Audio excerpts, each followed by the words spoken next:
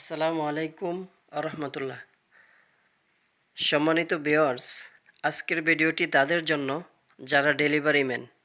হতে পারে আপনি ফুড ডেলিভারি করেন অথবা আপনি বেডশিট ডেলিভারি করেন, সকলের কাজে আসবে এই ভিডিওটি।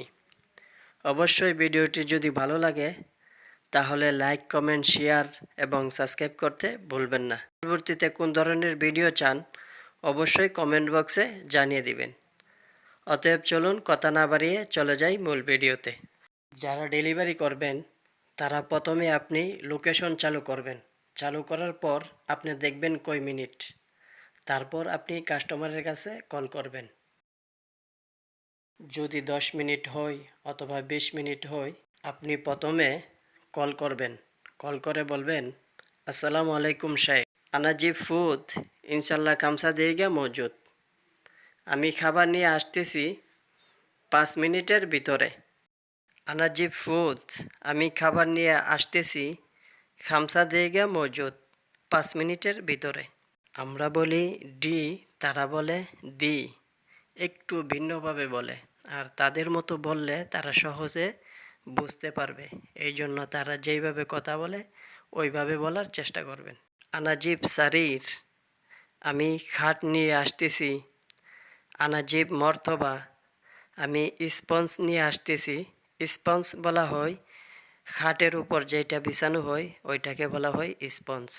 যদি 5 মিনিট হয় তাহলে আপনি বলবেন খামসা দিগা মজুদ। যদি 10 মিনিট হয় তাহলে আপনি বলবেন আশারা দিগা মজুদ। যদি 15 মিনিট হয় তাহলে বলবেন আপনি খামাস্তা আশার দিগা মজুদ। প্রথমে আমি যেভাবে বলছি আনাজি ফুড, শুধু লাস্টে ফুড এটা পরিবর্তন করে দিবেন। আপনি যদি খাট নিয়ে যান তাহলে লাস্টে পরিবর্তন করবেন আনাজিব সারির। ফুদের জায়গার মধ্যে আপনি সারির লাগিয়ে দিবেন। আপনি যদি অন্য কিছু নিয়ে যান ওই রকমভাবে আপনি শুধু লাস্টে যে সামানটা নিয়ে যাইতেছেন ওইটার নামটা শুধু লাগিয়ে দিবেন। তারপরে বলবেন আপনি 10 মিনিটের ভিতরে আসতেছেন, 5 মিনিটের ভিতরে আসতেছেন।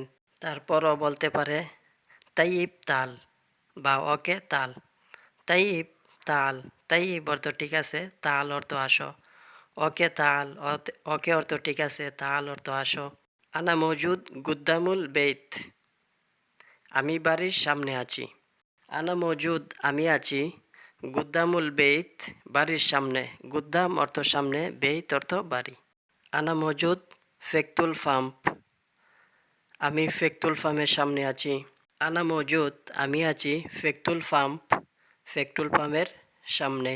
আনা মজুদ ইয়াম হাদিকা, আমি পার্কের সাথে আছি। আনা মজুদ, আমি আছি। ইয়াম অর্থ নিকট বা নিকটে, হাদিকা অর্থ পার্ক। তারপরও বলতে পারে ইয়াল্লা ইয়াল্লা ইজি। ইয়াল্লা ইয়াল্লা তারা সব ক্ষেত্রেই ব্যবহার করে। ইজি মানে আসতেছি।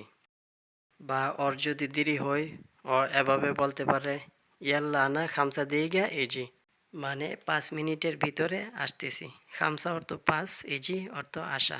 তারপরও যদি আপনাকে না দেখে তাহলে এভাবে বলতে পারে ওয়েন মজুদিন তানা মাফি সুফ, তুমি কোথায় আছো আমি দেখতেছি না। ওয়েন মজুদ, ওয়েন অর্থ কোথায়, মজুদ অর্থ আসো, আনা অর্থ আমি, মাফি সুফ অর্থ দেখতেছি না। তুমি কোথায় আছো আমি দেখতেছি না। ওয়েন মজুদ ইনতা আনা মাফি সুফ।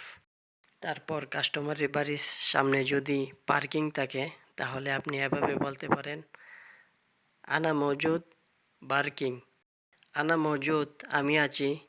বার্কিং অর্থাৎ পার্কিংয়ে, তারা পিরে বার মতো পড়ে তাহলে তারা বলবে বার্কিং।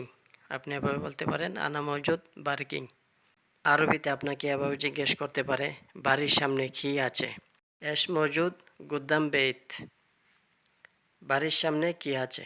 এস মজুদ, কি আছে, গুদ্দাম বেত, বাড়ির সামনে। যদি খেজুর গাছ থাকে তাহলে আপনি বলতে পারেন মজুদ সাজারা নাখাল। মজুদ অর্থ আছে, সাজারা অর্থ গাছ, নাখাল অর্থ খেজুর গাছ। মজুদ সাজারা নাখাল। আপনি যদি বলতে চান মাদাল্লা আছে তাহলে এভাবে বলবেন গুদ্দাম বেত মৌজুদ মাদাল্লা।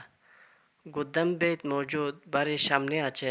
মাদাল্লা অর্থ গাড়ি রাখার ঘর। আপনি যদি বলতে চান আমি লোকেশনে আছি, তাহলে এভাবে বলবেন আনা মৌজুদ মৌগা। আমি লোকেশনে আছি। আনা মৌজুদ আমি আছি, মৌগা অর্থ লোকেশন। সম্মানিত ভিউয়ার্স, আপনারা যারা আমার ভিডিওটি লাস্ট পর্যন্ত কন্টিনিউ করেছেন তাদেরকে অসংখ্য অসংখ্য ধন্যবাদ। পরবর্তীতে কোন ধরনের ভিডিও চান বা আরও অন্য কিছু যদি জানার থাকে তাহলে কমেন্ট করবেন, ইনশাল্লাহ আমি রিপ্লাই দেওয়ার চেষ্টা করব।